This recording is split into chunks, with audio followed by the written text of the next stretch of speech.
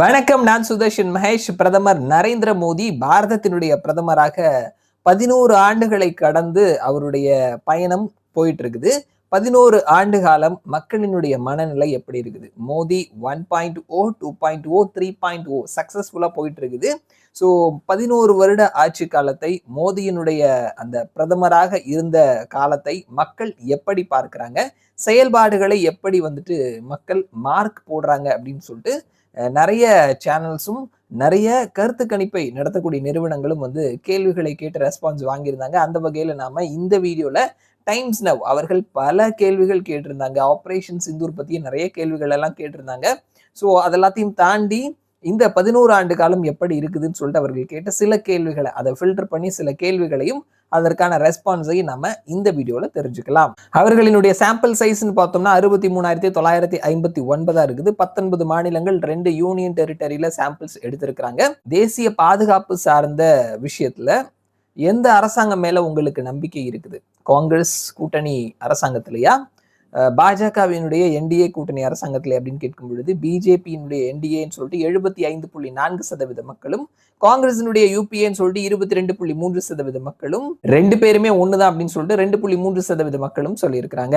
அடுத்தது ரெண்டாவது கேள்வி, மோடி 3.0வினுடைய மிகப்பெரிய அச்சீவ்மெண்ட்டை நீங்க எதை பார்க்குறீங்க?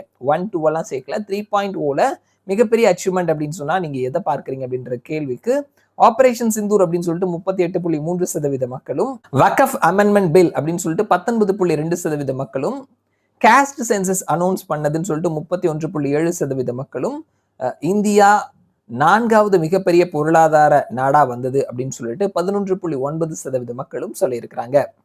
அண்ட் அடுத்த கேள்வி, இதுவரைக்கும் பாரதம் கண்ட பிரதமர்கள்லயே ஒரு தீர்க்கமான முடிவெடுக்கக்கூடிய ஒரு பிரதமர் மோடி இருக்கிறார் அப்படின்னு சொல்லி நீங்க நினைக்கிறீங்களா அப்படின்ற கேள்விக்கு 74.7% மக்கள் ஆமா அப்படின்னு சொல்லி இருக்கிறாங்க.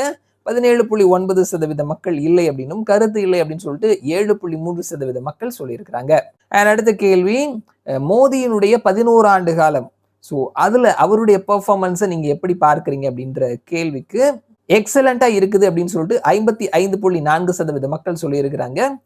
இன்னும் சிறப்பா செயல்படுவார் அப்படின்னு சொல்லிட்டு 21.6% மக்களும், மோசமா இருக்குதுங்க அப்படின்னு சொல்லிட்டு 22.9% மக்களும் சொல்லியிருக்கிறாங்க. மோடியின் தலைமையின் கீழே என்டிஏ அரசாங்கம் வர்சஸ் யூபிஏ அரசாங்கம் 2004 14. ஸோ இந்த ரெண்டையுமே கம்பேர் பண்ணீங்கன்னா நீங்க எப்படி பார்க்குறீங்க அப்படின்ற கேள்விக்கு என்டிஏ அரசாங்கம் சிறப்பா செயல்படுது அப்படின்னு சொல்லிட்டு 58.7% மக்கள் சொல்லியிருக்கிறாங்க.